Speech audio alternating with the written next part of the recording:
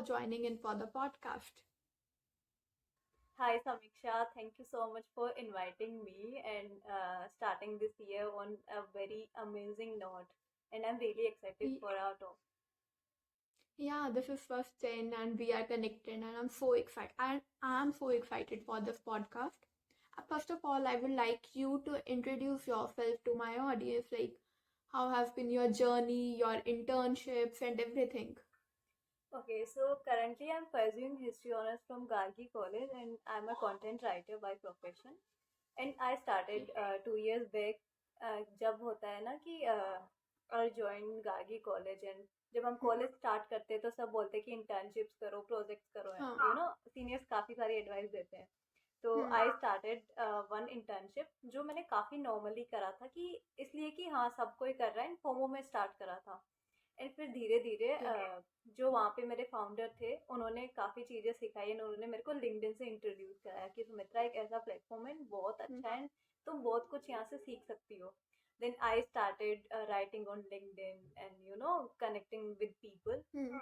तो वहां से मेरे को काफी अच्छा लगा एंड देन आई रियलाइज कि या मैंने स्टार्ट करा था normally but I am really into this work I really enjoy writing and this stuff marketing and all जो भी जितनी भी चीजें मैंने करी है कॉलेज में then I joined a college society in टागी college which is Hindi creative writing society and जब मैंने वो सोसाइटी ज्वाइन करी तो पहले तो मेरे को इतना इंटरेस्ट नहीं था बट वहाँ पे भी सीनियर्स वगैरह का इतना सपोर्ट वगैरह था then I became president of that society तो ये जर्नी कुछ इस तरीके से रही कि मजबूरी में स्टार्ट करके बाद में धीरे धीरे इतना इंटरेस्ट आ गया कि अब ऐसा नहीं लगता कि काम कर रही हूँ क्योंकि इस चीज में खुशी मिलती है लिटरली जब मैं लिखती हूँ सो या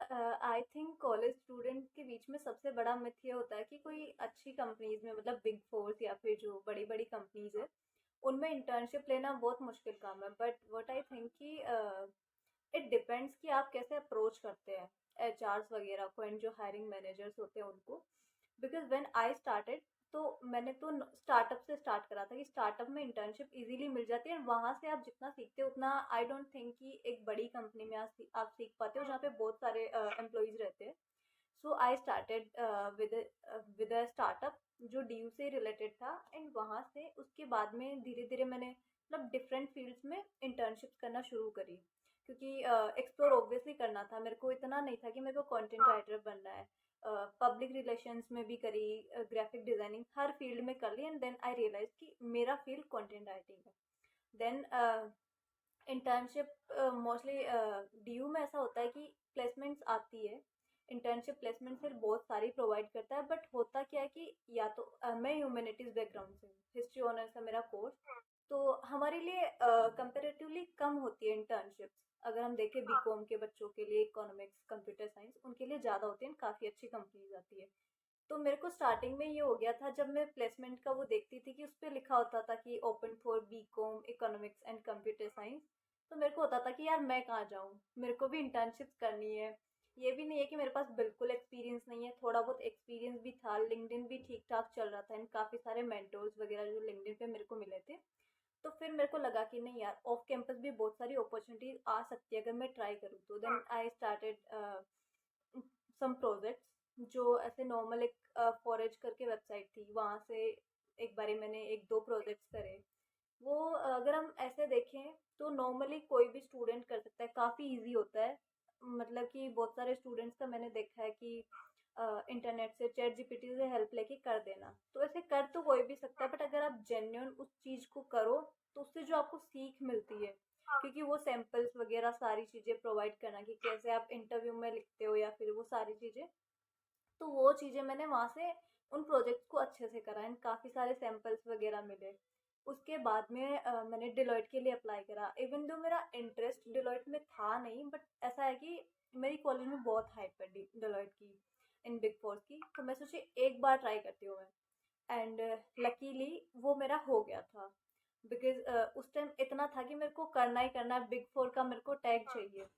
तो ऑफ कैंपस में बहुत सारे मतलब जैसे ईशान अरोड़ा सर है, तो उनका लिंक्डइन से मैं उनके इंस्टाग्राम पे आई, वो बहुत सारी चीज़ें वहाँ पे सिखाते रहते थे। तो जब आप मेंटोर्स वगैरह को फॉलो करते हो लिंक्डइन पे या फिर किसी भी प्लेटफॉर्म पे जो आपको अच्छा लगता है, तो वहाँ पे बहुत सारी चीज़ें आपको पता पड़ती है कि हाँ ऐसा कुछ भी हो रहा है। तो फिर जब मैंने डिलॉयट वाला क्रैक करा, बट वो मैंने ज्वाइन नहीं करा क्योंकि ऑब्वियसली मेरा इंटरेस्ट नहीं था एंड मेरे को रियलाइज़ हो गया था कि नहीं यार, अगर जो चीज़ मेरे लिए नहीं बनी है तो वो फिर मेरे को नहीं करनी चाहिए प्रेशर में आके। फिर जो न्यूज़ मीडिया कंपनीज़ है वो तो मेरी ड्रीम कंपनीज़ हमेशा से रही है, क्योंकि मेरी फर्स्ट इंटर्नशिप कंटेंट राइटिंग की थी और उसमें भी मेरे को न्यूज़ वगैरह लिखनी होती थी। तो वो मेरा एक अलग अटैचमेंट था, तो कि हाँ न्यूज़ मीडिया कंपनी में जाना है। फिर ये सारा चल रहा था। बहुत सारी मतलब जो पूरा मैंने 2023 के हाफ में करा, फर्स्ट हाफ में मेहनत करी, कोई उस टाइम रिजल्ट्स नहीं आ रहे थे। बट अचानक से ये हुआ कि फिर मैंने जो स्टॉक्स के लिए अप्लाई करा एंड हिंदुस्तान टाइम्स के लिए अप्लाई करा। एंड दोनों में ये हुआ कि इंटरव्यू में कुछ ज़्यादा डिफरेंस नहीं था, 1 या 2 वीक का डिफरेंस था कि पहले उसका जो स्टॉक्स का फिर हिंदुस्तान टाइम्स का था, बट ऑफर लेटर साइन करने के लिए कुछ दिन मिल गए थे मेरे को। तो लाइक जब मेरा जो स्टोक्स का हो गया, क्योंकि ऑब्वियसली जब आप इंटर्नशिप करते हो तो आप अगर रिसर्च अच्छे से कर रहे हो उस कंपनी के बारे में, रोल के बारे में, उसके एम्प्लॉयज कैसे हैं, मतलब हर चीज़ के बारे में अगर आप रिसर्च करके जाते हो तो आई डोंट थिंक कि इंटरव्यू कुछ टफ होता है। क्योंकि इंटरव्यू में कंपनीज दो ही चीज़ पूछती है, एक तो आपके रिज्यूमे में क्या है, आपने खुद के बारे में कितना पता है कि आपने क्या चीज़ें पास्ट में कर रखी है प्रोफेशनली एंड क्या फ्यूचर में करना चाहते हो, आपके गोल्स वगैरह। तो ऑब्वियस सी बात है कि वो आपके बारे में है, तो you should know about your self.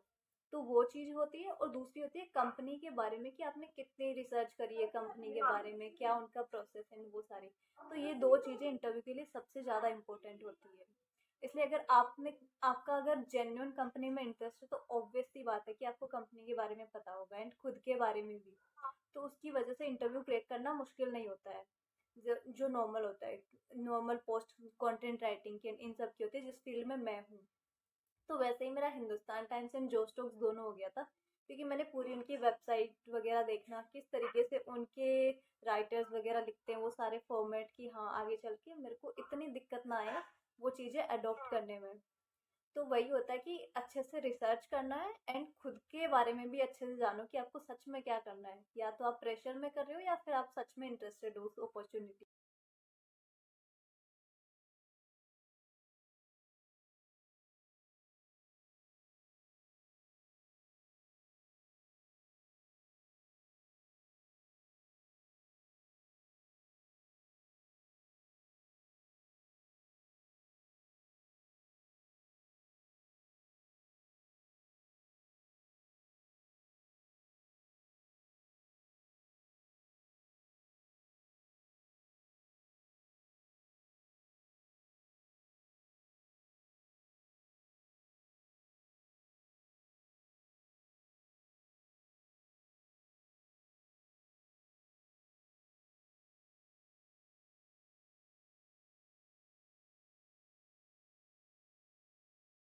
Okay, so students के बीच में एक प्रॉब्लम ये भी होती है कि अगर कोई अपॉर्चुनिटी है कहीं पे, कोई इंटर्नशिप किसी बड़ी कंपनी ने निकाली, तो उनको पता ही नहीं होता उस चीज़ के बारे में कि हाँ ऐसा कुछ भी हो रहा है।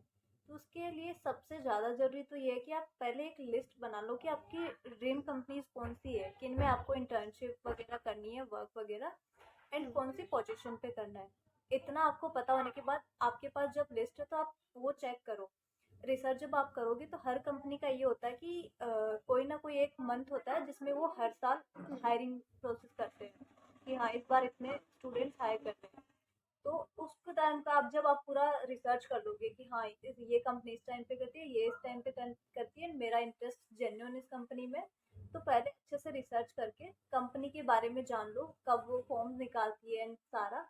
एंड अगर आप फ्रेशर है एंड एक्सपीरियंस नहीं है कि हम्म। पहले इंटर्नशिप्स वगैरह नहीं कर रखी, क्योंकि फर्स्ट ईयर में होता है, मतलब स्टूडेंट्स के पास हर किसी के पास एक्सपीरियंस नहीं होता।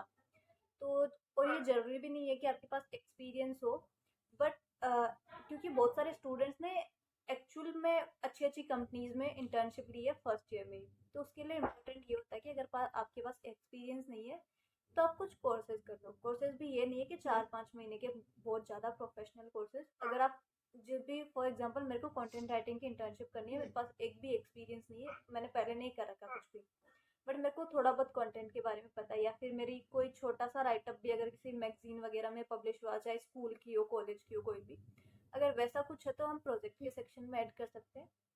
अगर नहीं है तो गूगल पे नॉर्मली मैं सर्च करूंगी कि कंटेंट राइटिंग हम्म। प्रोजेक्ट्स, तो बहुत सारे प्रोजेक्ट्स आ जाएंगे, या फिर कोर्सेज लिखूंगी ना तो फ्री में बहुत सारे आ जाते हैं, तो आप वहां से कर लो, हम्म। आपको सर्टिफिकेट भी मिलेगा।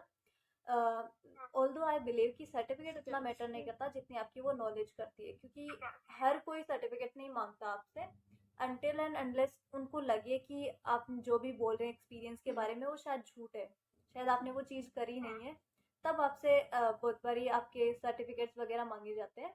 अदरवाइज आप वहाँ से कोर्सेज वगैरह कर लो, आपको उस चीज़ के बारे में पता पड़ जाएगा कि ये फील्ड क्या है, इसमें कैसे काम करना होता है। जब आपने नॉर्मली थोड़ा बहुत बैकग्राउंड ले लिया तो बाद में ऑब्वियस सी बात है कि अगर आपकी कंपनी बड़ी है या फिर वेल एस्टेब्लिश है तो वो आपको ट्रेनिंग भी देंगे, उनकी टीम कैसे काम करती है आपको, मतलब हम्म। अच्छे से वो चीज़ें आप बाद में कंपनी में जाके भी सीख सकते हो। इंटरव्यू के लिए इतना ही जरूरी है कि आपको उस चीज़ के बारे में बेसिक पता होना चाहिए जब आप फ्रेशर हो, क्योंकि जो भी अपॉर्चुनिटीज फ्रेशर्स के लिए ओपन होती है तो उसमें ये हाँ। वो नहीं है कि वो कुछ ज़्यादा डेप्थ में जाके आपसे क्वेश्चन पूछेंगे।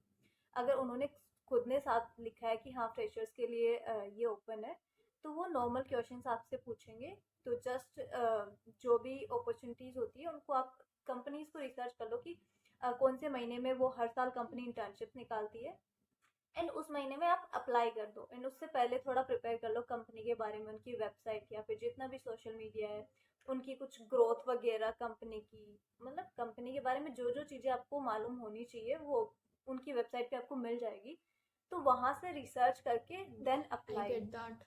द हाउ यू टोल्ड कि पहले आप कंपनी के बारे में रिसर्च करो, and same in the case of interview कि आप इंटरव्यूअर ऑफ कंपनी के बारे में वेल प्रिपेयर्ड जाओ, रिसर्च करके जाओ। I literally appreciate this points. And बीच में आपने अभी सीवी की थोड़ी सी रेफरेंस दी कि प्रोजेक्ट सेक्शंस में ये डालो, अब प्रीवियस वर्क एक्सपीरियंस में ये डालो। So now I will love to know about CV कि एक फ्रेशर है या एक एक्सपर्ट पर्सन, एक्सपर्ट नहीं, I call it a college pass out, जिसने थोड़ी बहुत इंटर्नशिप्स की हैं वो सब कुछ। How does a good CV looks like, कि एक अच्छा सीवी कैसा लगता है, how you are working for making a good CV, क्या क्या उसकी वो नेसेसरी वो चीजें होती है that a person looks in, कि सीवी में क्या है, एक अच्छा सीवी बेसिकली कैसे बनाए। ओके, तो चाहे कोई फ्रेशर हो या फिर थोड़ा बहुत मतलब हम्म। College pass out, yup. मतलब नॉर्मल एक्सपीरियंस वाला भी पर्सन हो, तो सबसे पहले ये होती है कि आप उसको जितना सिंपल रखोगे उतना अच्छा है। अगर आपकी पोजीशन ग्राफिक डिजाइनिंग की है तो फिर आप थोड़ा बहुत उसमें कलर स्कीम वाला कर सकते हैं, बट मोस्टली ये होता है कि आपको उसको काफ़ी सिंपल रखना होता है। कलर्स वगैरह ऐसा नहीं करना कि कुछ पॉइंट्स हाईलाइट कर रहे हैं, ऐसा अगर कुछ बहुत ज़्यादा इंपॉर्टेंट है तो उसको बोल्ड कर देना है। एंड स्टार्ट करना है अपने नेम से, और जो भी आपकी पोजीशन है उसके बारे में 2-4 लाइन, 2 लाइन इनफ है। फिर आपके कॉन्टैक्ट नंबर, आपका ईमेल आईडी, आपका ओके। लिंक्डइन, ये सारा सबसे ऊपर आ जाता है। उसमें आपको अपने बाकी सोशल मीडिया नहीं डालना है। अगर आपका काफ़ी प्रोफेशनल है उसमें, फॉर एग्जांपल आपका यूट्यूब है, आप पब्लिक स्पीकिंग से रिलेटेड या फिर कुछ मतलब ये वीडियो एडिटिंग का, क्योंकि आप खुद के वीडियोस भी एडिट करते हैं, तो अगर वैसा अगर कुछ है काफ़ी प्रोफेशनल आपका अकाउंट, तो आप वो चीज़ वहाँ पे लिंक डाल सकते हो। अदरवाइज अपने लिंक्डइन का लिंक डालना है, email ID, phone number, address. और एड्रेस में भी ये नहीं डालना होता है कि आप पूरा लिख रहे हो कि हाँ हाउस नंबर ये फिर स्ट्रीट ये, normal normal address. For example अभी I am in south Delhi, तो मैं इतना लिख दूंगी कि सिटी फोर्ट साउथ दिल्ली, फिर आगे इंडिया, ऐसे नॉर्मल आपका एड्रेस लिखना है आपको। फिर if you are a fresher, मतलब कॉलेज आपने स्टार्ट ही करा है, आपने एक भी इंटर्नशिप नहीं करी, तो सबसे पहले अपने एजुकेशन को रखिए। एजुकेशन ऊपर एंड एक्सपीरियंस वाला सेक्शन नीचे, जो भी प्रोजेक्ट्स वगैरह होंगे। और अगर आप कॉलेज पास आउट है, पहले से इंटर्नशिप कर रखी है 5-6 या फिर जितनी भी, उनमें से ऊपर आप एक्सपीरियंस सेक्शन कर दीजिए एंड नीचे एजुकेशन। और उसमें भी ये होता है कि जो आपके लेटेस्ट होती है, चाहे इंटर्नशिप हो या जो भी जॉब है, उसको ऊपर रखना है एंड बाकी की ऐसे नीचे।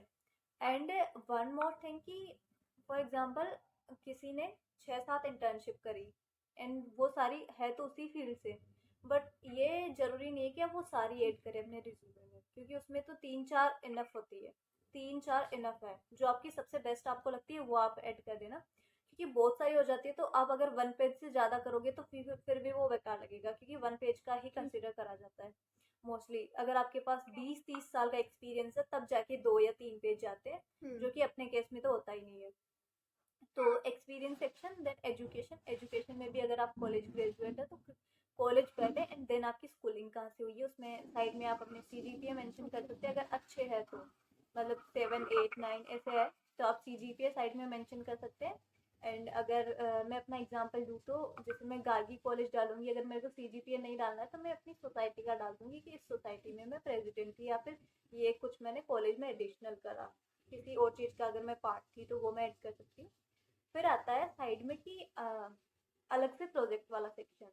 तो सेम फील्ड में आपने जो भी प्रोजेक्ट कर रखे हैं वो सारा, या फिर आपकी कुछ पब्लिकेशन है कहीं पे। अगर मैं कंटेंट राइटिंग का एग्जांपल दूँ तो अगर मेरा रिज्यूम होगा तो उसमें होगा कि पहले मेरे एक्सपीरियंस आएंगे, फिर मेरे एजुकेशन आएगा, फिर जो प्रोजेक्ट वाला सेक्शन होगा उसमें वो सारे प्रोजेक्ट होंगे कि मैंने कुछ टाइम पहले एक बुक पब्लिश करी Okay. थी एज अ को ऑथर, तो मैं वो ऐड करूँगी।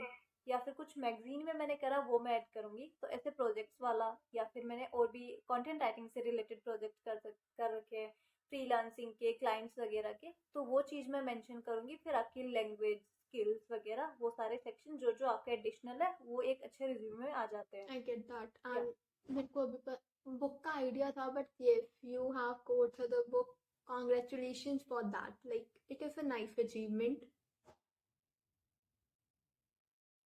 Thank So you yeah, so much. now my follow-up question goes to कि now I'm going to change the topic to a little bit different कि college में सोसाइटीज वगैरह वो कैसे होती हैं, how to enrol in them and how to utilise them to the most, कि आप बहुत कुछ सीखो एंड बहुत कुछ आपके वो सीवी में भी ऐड करे, आपके स्किल्स में भी ऐड करे. So how to utilize that societies and how to grow in society. Tell us about that. Okay, so college society के दो फैक्टर होते हैं कि या तो आप उसमें ग्रो Hmm. कर जाओगे बहुत ज़्यादा, काफ़ी चीज़ें आपको सीखने को मिलेगी, या फिर होगा कि आपकी मेंटल हेल्थ Oh, बिल्कुल ख़राब हो जाएगी। ये दो चीज़ें होती है। और ये डिपेंड करता है कि आप उस सोसाइटी को कैसे ले रहे हो और आपने कौन सी सोसाइटी ज्वाइन करी है। क्योंकि कॉलेज सोसाइटी ज्वाइन करने का जब भी, क्योंकि मैंने भी hmm. स्टूडेंट्स को रिक्रूट करा है, पिछले साल 40 स्टूडेंट्स को करा था, तो उसमें हम ये नहीं देखते कि स्टूडेंट को उसको सोसाइटी के बारे में बहुत कुछ पता हो, या फिर उस सोसाइटी की, फॉर एग्जांपल कंटेंट राइटिंग की मेरी सोसाइटी थी, राइटिंग वाली सोसाइटी। तो जरूरी नहीं है कि जो भी स्टूडेंट्स मैं रिक्रूट कर रही हूँ वो एक बहुत अच्छा राइटर हो, हमें उनको राइटर बनाना है। ये एक सोसाइटी का मोटिव होता है कि जो भी स्टूडेंट्स आ रहे हैं उनको हमें 3 साल में इतना ग्रो कर जाना है कि बाद में पता पड़े कि हाँ, ये स्टूडेंट इस सोसाइटी से बिलोंग करता था। तो आप अगर नॉर्मल स्टूडेंट्स भी है और आपको इंटरेस्ट है किसी पर्टिकुलर सोसाइटी में, तो आप उसके लिए अप्लाई कर सकते हैं। फिर आपका फॉर्म स्क्रीनिंग हो जाता है, देन इंटरव्यू वगैरह हो जाता है, जिसमें नॉर्मल क्वेश्चन से पूछा जाता है आपके इंटरेस्ट वगैरह से। वो तो बहुत ही ज़्यादा नॉर्मल क्वेश्चन होते हैं खुद के बारे में, कि tell me about yourself, या फिर Hmm. वीकनेस, स्ट्रेंथ, ये सारे क्वेश्चन। एंड कुछ कुछ उस फील्ड से, अगर मैं कंटेंट राइटिंग का डाल रही हूँ तो कि एक अच्छी पोएम लिखने के लिए क्या करना चाहिए, and ऐसा ऐसा। तो ये सारे चीज़ें मतलब नॉर्मल क्वेश्चंस होते हैं आपके। उसके अलावा जब आप सोसाइटी का पार्ट बन जाते हो तब आपका रियल स्ट्रगल स्टार्ट होता है, क्योंकि बहुत सारे स्टूडेंट्स को लगता है कि सबसे मुश्किल चीज़ है सोसाइटी का पार्ट बनना, बट नहीं। पार्ट बनने के बाद जब आप एक्चुअल में उस सोसाइटी में वर्क करते हो एक टीम के साथ, अलग अलग टीम्स में, जैसे अलग अलग टीम्स भी बनती है कि social media, graphic designing, content, फिर मार्केटिंग, पीआर एंड सारी, तो उनमें से आप अपने इंटरेस्ट के हिसाब से टीम्स वगैरह भी चूज कर लेते हो। एंड कुछ कुछ सोसाइटीज में ऐसा होता है कि पॉलिटिक्स देखने को मिलती है बहुत ज़्यादा। तो आई नेवर रिकमेंड कि ऐसी सोसाइटी का आप कभी भी पार्ट बने जिसमें बहुत ज़्यादा पॉलिटिक्स है। आप लड़ लोगे, कब तक लड़ लोगे? क्योंकि जितना मैंने नोटिस करा है, इतना कोई कॉलेज में सुनता नहीं है कि अगर किसी सोसाइटी में सीनियर्स जो है अगर पॉलिटिक्स का हिस्सा बने हुए हैं तो ज़्यादा नहीं सुनते जूनियर्स को। फिर वो इतना टॉक्सिक हो जाता है कि आप एक अच्छा कल्चर है उस सोसाइटी का पार्ट बनो। उसके बाद में जो सीखने वाला प्रोसेस स्टार्ट होता है, सबसे ज़्यादा मैटर करता है कि आपका बिहेव आपकी टीम के साथ कैसे, आप सारे सबको लेके कैसे चल रहे हो। इवन आप किसी पोजीशन पे भी नहीं हो बट आपके सीनियर्स की रिस्पेक्ट करना, या फिर आप सेकेंड ईयर में फॉर एग्जाम्पल तो थर्ड ईयर वाले जो पोजीशंस पे उनकी रिस्पेक्ट करना, फिर आपके जो जूनियर्स आ रहे हैं उनको आपको सिखाना भी है जो आपने सीखा। उसके अलावा आपको उनकी भी रेस्पेक्ट करनी है, उनको ये नहीं दिखाना कि आपको उनसे ज़्यादा आता है। तो ये सबसे ज़्यादा इंपॉर्टेंट चीज़ होती है। तो आपको सिखाने के लिए बहुत सारे लोग रहते हैं सोसाइटी में, आपके सीनियर्स रहते हैं, फिर टीचर कन्वीनर वगैरह होते हैं, टीचर एडवाइजर्स होते हैं। तो उसकी तो दिक्कत नहीं आती कि आपको सीखना है, वो सीखेंगे कैसे आप। बट ये होता है कि आप उस चीज़ को लेके कैसे जा रहे हैं। क्योंकि अगर आपको कुछ चीज़ अच्छी अच्छी नहीं लग रही है सोसाइटी में, तो बहुत सारे स्टूडेंट्स ऐसा होता है कि फिर उस सोसाइटी को या तो छोड़ के फिर बैक बिचिंग करते हैं, या फिर उसको टॉक्सिक बोल के मतलब सोसाइटी का पूरा नाम खराब कर देना। बट वॉट आई थिंक कि अगर आप किसी सोसाइटी से बिलोंग करते हैं, आपको उसका कल्चर अच्छा नहीं लग रहा, आपने अपना ट्राई कर लिया कि हाँ मैं जितना ट्राई कर सकती हूँ इसका कल्चर अच्छा करने का मैंने किया, बट अगर नहीं हो रहा है तो हायर अथॉरिटीज को बोल दो आप कि ये सब चीज़ें नहीं हो रही है, मेरे को ना यहाँ पे सीखने को मिल रहा है, या फिर सोसाइटी गलत तरीके से कुछ कर रही है। तो अगर आपने छोड़ दिया तो शायद आपने वो ज्वाइन करी तो आपका कुछ मोटिव था उसके पीछे, आपने उसमें टाइम दिया तो आप उस चीज़ से बिलोंग करते हैं। तो डोंट रेस्पेक्ट योर सोसाइटी चाहे कुछ भी हो। एंड या तो यही है कि सोसाइटी आपको बहुत कुछ सिखा जाती है। हायर पोजीशंस पे आने का जो मेरे को सबसे ज़्यादा लगता है वो आपका सेकेंड ईयर डिपेंड करता है कि सेकेंड ईयर में आपके कैसे कनेक्शंस आपके सीनियर्स के साथ थे, कैसे कनेक्शंस आपके जूनियर के साथ थे, कि वो भी आपके साथ सेफ फील करे सोसाइटी में कि हाँ ये जो सीनियर है वो अच्छे से आपको सिखाते भी है, सबके साथ फ्रेंडली है। आपके सीनियर्स भी ये फील करे कि आप उनकी काफ़ी रेस्पेक्ट करते हैं एंड आप जेन्युइन वो चीज़ करो सोसाइटी में रह के। क्योंकि फिर वो जो सोसाइटी वाले कनेक्शंस होते हैं ना, वो आपके कोर्स वाले कनेक्शन से भी ज़्यादा ऊपर होते हैं। उनके साथ बॉन्ड एक अलग बन जाता है जब आप 6-7 घंटे दिन में किसी सोसाइटी को दे रहे हो। तो दैट इज़ द थिंग। तो या हायर पोजीशन पे आने का यही होता है कि आप पूरे थ्रू आउट द ईयर आपने कितना सोसाइटी के लिए करा है, आप कितने कॉम्पिटिशन्स में गए। जरूरी नहीं है कि आपने वो जीता या फिर कुछ भी हो, बट आप कितने कॉम्पिटिशन्स में गए, आपने सोसाइटी को कैसे प्राउड फील कराया, कैसे अपने मेंबर्स को एक साथ जोड़ के रखा, वो मैटर करता है। वही फिर आपकी हायर पोजीशन के लिए रहता है कि हाँ आप हायर पोजीशन में पे जाएंगे या नहीं जाएंगे। That's a lot of value. You literally guided the way to everyone who is dreaming about DU and who is into this stuff. Now, again, I'm changing topic. I want to cover almost every aspect, and that's why I'm shifting topics again and again.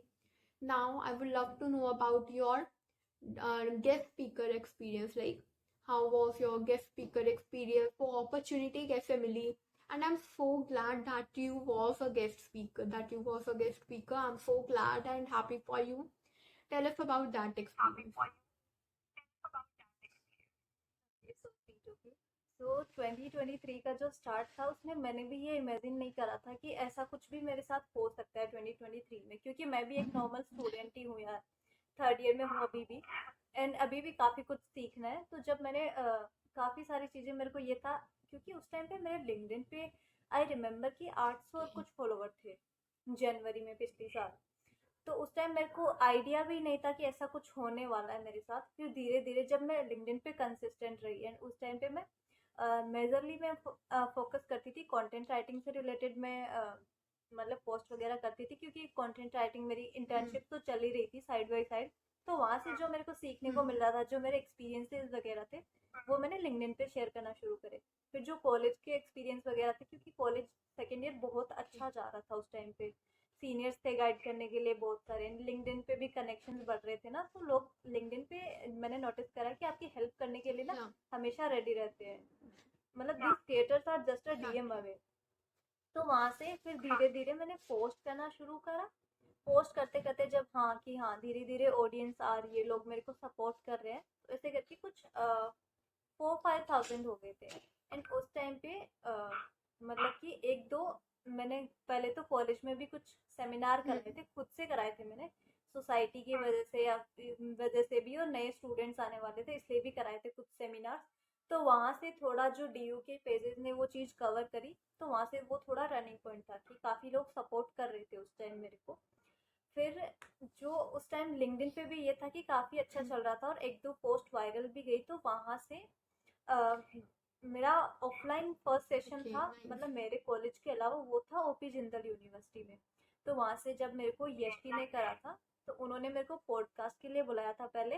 बाद में उनकी एक नई society भी शुरू हुई थी, तो उन्होंने उसके लॉन्च पे भी, वो कंटेंट राइटिंग से रिलेटेड सोसाइटी थी, तो उन्होंने मेरे को गेस्ट गेस्ट स्पीकर बुला लिया। वो मेरा पहला ऑफलाइन सेशन था।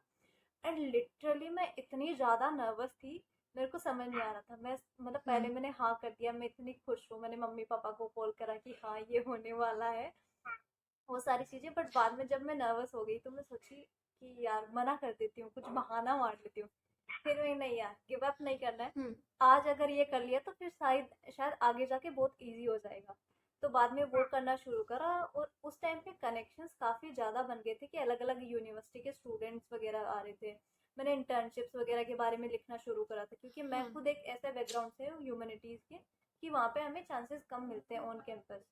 तो उस चीज़ के बारे में जब मैंने लिखना शुरू करा लिंक्डइन वगैरह पे, तो फिर वहाँ से स्टूडेंट्स ने कनेक्ट करा। तो बहुत सारी ऐसा होता है ना कि कॉलेज सोसाइटी के प्रेसिडेंट्स को लगता है कि हाँ ये भी स्टूडेंट है, कॉलेज स्टूडेंट, एंड अगर इन्होंने हाँ। इतना कुछ सीखा है अपने कॉलेज में, तो शायद हमारे स्टूडेंट्स के लिए भी वो बेनिफिशियल हो सकता है। तो इसी तरीके से फिर ओपी जिंदल, फिर जेम्स कालका जी एंड डीयू के कुछ कॉलेजेस में धीरे धीरे लोगों ने इनवाइट करना शुरू करा। एंड फिर वहाँ से मेरे को लगा कि नहीं यार, ये चीज़ मेरे को शायद कंटिन्यू करनी चाहिए। मेरे को किसी सोसाइटी वगैरह को मना नहीं करना चाहिए कि मैं आपके कॉलेज में सेशन करूंगी नहीं। तो वहीं से वो सारा शुरू हुआ That's था amazing. मेरी I'm life. so proud of you. And maybe वहाँ से ही आपने टॉपमेट पे कॉल शुरू की and you are top fun perfect on टॉपमेट, right? So how was that topmate journey, interacting with people, guiding them? How was that experience?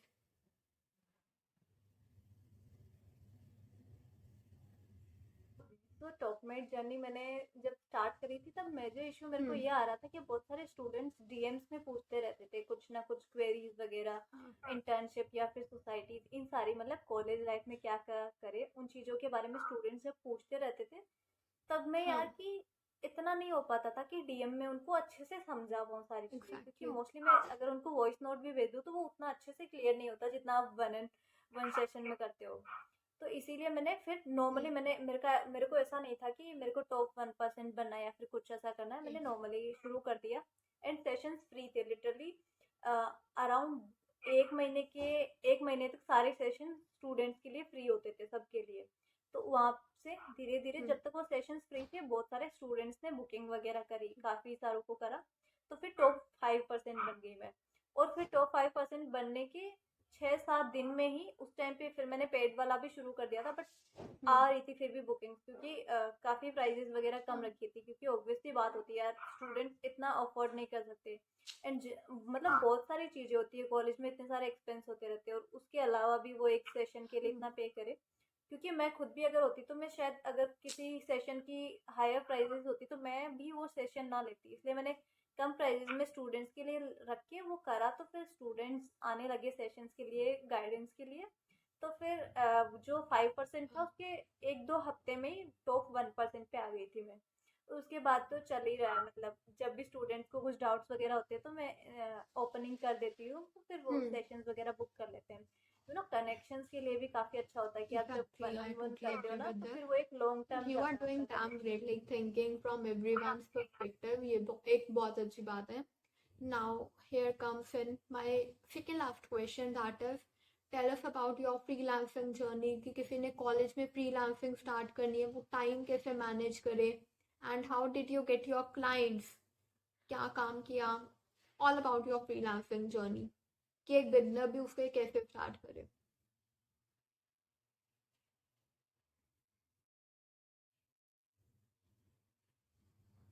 एक first year के and में ही शुरू कर दिया था, बट उस टाइम हम्म. इतना अच्छा नहीं चल रहा था। क्योंकि मेरे को खुद को भी नॉलेज कम ही थी इस फील्ड के बारे में कि कैसे क्लाइंट्स वगैरह लाने हैं, वो सारी चीज़ें। तो फिर होता ये है कि क्लाइंट्स लाना, आई थिंक, हाँ अगर आपको सच में एक्सपीरियंस है तो फिर क्लाइंट्स लाना मुश्किल नहीं है। और फ्रीलांसिंग में भी ये होता है कि आपकी बहुत सारी मतलब डिफरेंट डिफरेंट फील्ड्स होती है। मेरा अगर कंटेंट राइटिंग था तो ऐसा होता है कि मैं कॉलेज जा रही हूँ, क्लासेस कर रही हाँ हूँ, उसके बाद में भी क्लासेस के बाद में कॉलेज में बहुत सारा टाइम आपको फ्री मिलता है, अगर आप किसी सोसाइटी का पार्ट नहीं हो या फिर आपकी सोसाइटी परफॉर्मिंग सोसाइटी नहीं है। क्योंकि जैसे डांस सोसाइटीज में ये होता है कि उनके दिन में काफ़ी सारे घंटे जाते हैं, काफ़ी सारा टाइम उनको सोसाइटी को देना पड़ता है। तो क्योंकि उनका करियर भी हम्म उसी चीज़ में, डांस वगैरह में, तो ऑब्वियसली वो फ्रीलांसिंग करेंगे भी नहीं मोस्टली, ऐसा जितना मैंने अपने फ्रेंड्स वगैरह को देखा है। बट नॉन परफॉर्मिंग सोसाइटीज में ये होता है कि आपका कुछ काम होता नहीं है दिन में इतना। अगर आपके कुछ इवेंट्स वगैरह आ रहे हैं या फिर मीटिंग्स वगैरह होती है वो हफ्ते में एक बार ही, तो उतना लोड नहीं होता। और क्लासेस के बाद में बहुत सारा टाइम आपको फ्री मिल जाता है कॉलेज के बाद में। तो उस फ्री टाइम में अ, आप जो भी फ्रीलांसिंग प्रोजेक्ट के लिए कर हाँ रहे हो, वो नॉर्मली आई थिंक सबसे अच्छा प्लेटफॉर्म मेरे को लिंक्डइन ही लगता है, क्योंकि मैंने बाकी प्लेटफॉर्म्स भी ट्राई करे थे, बट वहाँ पे या तो स्कैम हो जाता हम्म है, मतलब बहुत सारी चीज़ें इतना प्रोफेशनली चीज़ें हो नहीं पाती, एंड क्लाइंट्स भी कम मिलते हैं कंपेरेटिवली। बट अगर लिंक्डइन पे किसी को कंटेंट राइटर का ही प्रोजेक्ट चाहिए फ्रीलांसिंग में, तो आप खुद की मतलब प्रोफाइल पे भी पोस्ट करो कुछ ना कुछ। हम्म क्योंकि अगर आप किसी को अप्रोच करोगे कि आप मेरे को कंटेंट राइटर रख लो अपनी कंपनी में या फिर अपने हाँ लिंक्डइन अकाउंट के लिए, अगर वो आपकी प्रोफाइल देखेंगे, आपने खुद एग्जैक्टली ने कुछ पोस्ट नहीं कर रखा, तो वो एक बहुत बुरा इम्पैक्ट पड़ता है कि आपने खुद ने कुछ नहीं कर रखा है ना, आप वो अपॉर्चुनिटी लेना चाह रहे हो। तो सबसे पहले स्टार्ट करना है कि खुद की प्रोफाइल पे भी वर्क करना। अगर आप ग्राफिक डिजाइनर है एंड आप किसी को ग्राफिक डिजाइनिंग के प्रोजेक्ट के लिए हम्म अप्रोच कर रहे हो, बट आपके लिंक्डइन का बैनर इतना घटिया है, तो वो कैसे आपको लेंगे। तो सबसे पहले आता है कि खुद पे वर्क करो, खुद की प्रोफाइल अच्छी बनाओ, एंड उसके बाद लोगों को अप्रोच करना शुरू करो। एंड अप्रोच करने के भी ये होते हैं कि बहुत सारे फॉर्मेट होते हैं हाँ कि आपको अगर किसी आप एआई से भी फॉर्मेट मांगोगे तो वो आपको दे देंगे, बट वो ना चीज़ देखने में पता पड़ जाता है कि ये एआई से लिखा हुआ है। चाहे आपका आप कितने भी प्रॉम्प्ट वगैरह डाल दो, उसकी बजाय आप खुद किसी भी क्लाइंट की आपको प्रोफाइल अच्छी लग रही है ना, आपको लग रहा है कि आप उस पर वर्क करना चाहते हो या फिर उनकी कंपनी में वर्क करना चाहते हो, तो आप उस चीज़ को अच्छे से जब देख के एक पर्सनलाइज नोट भेजोगे बिना किसी एआई की हेल्प से, मतलब जो चीज़ आप बोलना चाह रहे हो वो आपके मन से आएगा निकल के, तो वो देख के ही पता पड़ जाता है कि हाँ, this person is genuinely interested in working with their company. तो वो चीज़ बहुत अच्छा इम्पैक्ट डालती है। तो अपना नोट जो भी आप लिख रहे हो उसको पर्सनलाइज रखना है, ये नहीं है कि एक नोट बना लिया ना, वो 10-15 लोगों को चिपका दिया, वो चीज़ कभी वर्क नहीं करती, उसमें रेस्पॉन्स बहुत कम मिलता है, रेस्पॉन्स रेट काफ़ी कम होती है। तो बेटर होगा कि आप हर जिससे भी अप्रोच कर रहे हो उनको एक पर्सनलाइज नोट लिखो, तो वैसे प्रोजेक्ट्स मिल जाते हैं। फिर मैनेज करने की जो बात आती है, तो हाँ वही कि कॉलेज के बाद में बहुत सारे आवर्स आपको फ्री मिलते हैं, तो उस टाइम में आप कर लो। आप ना धीरे धीरे ट्रैक पे आना शुरू करोगे, तो आप दिन का अगर 2-2 घंटा भी देते हो अपने फ्रीलांसिंग को, कि अगर कंटेंट राइटिंग भी है तो दिन का कितनी पोस्ट आपको सामने वाला लिखने को देगा, 2 दे सकता है कि 3-4 महीने की वो साथ में हाँ लिखवाए एक ही महीने में, तो दिन की 3-4 पोस्ट दे सकता है ज़्यादा से ज़्यादा, जो आई थिंक इतना मुश्किल नहीं होता या फिर इतना हाँ टाइम कंज्यूमिंग नहीं होता, जब आपको पता हो कि स्मार्ट वर्क कैसे करना है। आप एआई की हेल्प लेना बुरा भी नहीं है, अगर आप एग्जैक्टली एआई की हेल्प ले रहे हो तो आपको पता होना चाहिए कि आपको क्या लेना है, किस तरीके से यूज़ करना है उसको। आप फॉर्मेटिंग के लिए ले सकते हो कि किस तरीके का आपकी पोस्ट का फॉर्मेट हो सकता है, या फिर किस तरीके मतलब उसमें क्या क्या इन्फॉर्मेशन होनी चाहिए, उसके लिए रिसर्च के लिए आप जी एआई वगैरह का यूज़ कर सकते हो। एंड उसके बाद में खुद के वर्ड्स में लिखना इतना मुश्किल नहीं होता, एंड देन उसको बाकी अगर कुछ ग्रामर वगैरह मिस्टेक है तो वो भी बहुत सारी उसके लिए भी साइट्स होती है, उन सब पे जाके उसको अच्छे से कर दो, एंड उसका अच्छा फॉर्मेट बना के वर्क हो जाता है इजीली। तो वही होता है। बाकी ये है कि कॉलेज से आके थोड़ा ब्रेक हम्म लेके फिर स्टार्ट करो, क्योंकि ये होता है कि ऐसे तो क्रिएटिविटी भी नहीं आती। हम्म पूरा कॉलेज करा है उसके बाद अचानक से शुरू कर दिया तो अब एग्जैक्टली क्रिएटिविटी नहीं आएगी, फिर बहुत सारा टाइम उस पर वेस्ट जाएगा। तो बीच बीच में छोटे छोटे ब्रेक्स लेना भी काफी हेल्प करता है।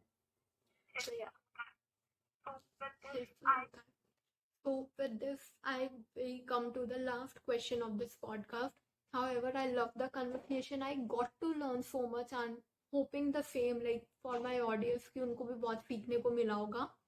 With this, we come to the last question, that is your advice for the upcoming college students कि how they can leverage their college to the best, क्या common mistakes तो रहती हैं लोगों की, बच्चों की when they start out with their college. Tell us about that how they can leverage their college life to the best. Professors वगैरह से कनेक्शन बनाओ अच्छे। क्लास अगर आप ज़्यादा किसी रीजंस की वजह से, या तो बहुत स्टूडेंट्स की कोचिंग्स वगैरह होती है या फिर कुछ और काम होता है, तो अगर क्लास भी ज़्यादा नहीं जा पा रहे हो तो आप अपने प्रोफेसर्स के साथ ऐसा कनेक्शन बनाओ कि वो चीज़ आपको हेल्प करे, चाहे वो आपके इंटरनल्स में मार्क्स को लेके नहीं हो। बट बहुत सारे में ऐसा भी होता है कि कॉलेजेस में कि कोई स्टूडेंट बिल्कुल भी कॉलेज नहीं जाता, या फिर जब इंटरनल्स की बात आती है तो प्रोफेसर्स काफ़ी उस चीज़ को हेक्टिक बना देते हैं उनके लिए, कि आप बिल्कुल कॉलेज नहीं आते, आपके असाइनमेंट्स ड्यू पड़े, वो सारी चीज़ें। तो वो चीज़ें आप अगर प्रोफेसर के साथ में आपका कनेक्शन अच्छा होगा तो वो आपकी हेल्प भी करेंगे आपकी जर्नी में, कि अगर आप कॉलेज नहीं आ पा रहे तो वो बहुत सारी चीज़ें जितनी अच्छी एडवाइस मेरे को प्रोफेसर्स वगैरह की लगती है उतनी आज तक मेरे को नहीं लगता कि किसी और ने दी हो। तो अपने प्रोफेसर्स के साथ अच्छे कनेक्शन बनाने, उसके अलावा ट्राई आउट डिफरेंट थिंग्स। एक इंटर्नशिप मत करो केवल, अलग अलग फील्ड्स में ट्राई करो। पहले एक साल मतलब फर्स्ट ईयर से ही शुरू कर दो कुछ ना कुछ करना। ये नहीं है कि फर्स्ट ईयर मजे करना है, फिर सेकेंड ईयर में इंटर्नशिप करनी है, फिर थर्ड ईयर में जॉब ढूंढना है। नहीं, फर्स्ट ईयर से ही थोड़ा थोड़ा शुरू कर दो। एंड फर्स्ट ईयर में जब आपको पता पड़ जाएगा कि हाँ एक्चुअल में आपको कौन सी फील्ड में जाना है, फिर सेकेंड ईयर से आप उस चीज़ में वर्क करना शुरू कर सकते हैं। तो यही कि एक्सप्लोर करो, कॉम्पिटिशन्स वगैरह में जाओ, इवेंट्स वगैरह में भी जाओ, और फेस्ट वगैरह भी इंजॉय करो। कॉलेज लाइफ इन सारी चीज़ों का मिक्सचर होता है कि आप पढ़ भी रहे हैं थोड़ा बहुत, आप सोसाइटीज़ का भी पार्ट है, आप इवेंट्स खुद भी ऑर्गेनाइज करवा रहे हैं सोसाइटीज़ के थ्रू, आप इवेंट्स का पार्ट भी बन रहे हैं जाके अटेंडीज बन के, एंड कॉम्पिटिशन्स, ये सारी चीज़ें। तो हर चीज़ का पार्ट बनो, क्योंकि बाद में ये जितना कॉलेज में मौका मिलता है फर्स्ट से थर्ड ईयर के बीच में, उसके बाद में इतना नहीं मिलता, कॉलेज के बाद में भी नहीं मिलता, और इतना स्कूल लाइफ में भी नहीं मिल पाता। तो ये जो 3-4 साल होते हैं उनको अच्छे से यूटिलाइज कर देना। Absolutely. I got your point, and these advices are well apt for me. I'm going to utilize them to the most. And to everyone listening out till here, you can always book a call with her and always get one-to-one call and one-to-one advice from her. She is damn good at what she does and what she possesses on LinkedIn. She is absolutely a gem. Thank you so much, Sumitra, for joining in. The value you provided is insane for me as well as for my audience. Thank you so much for joining.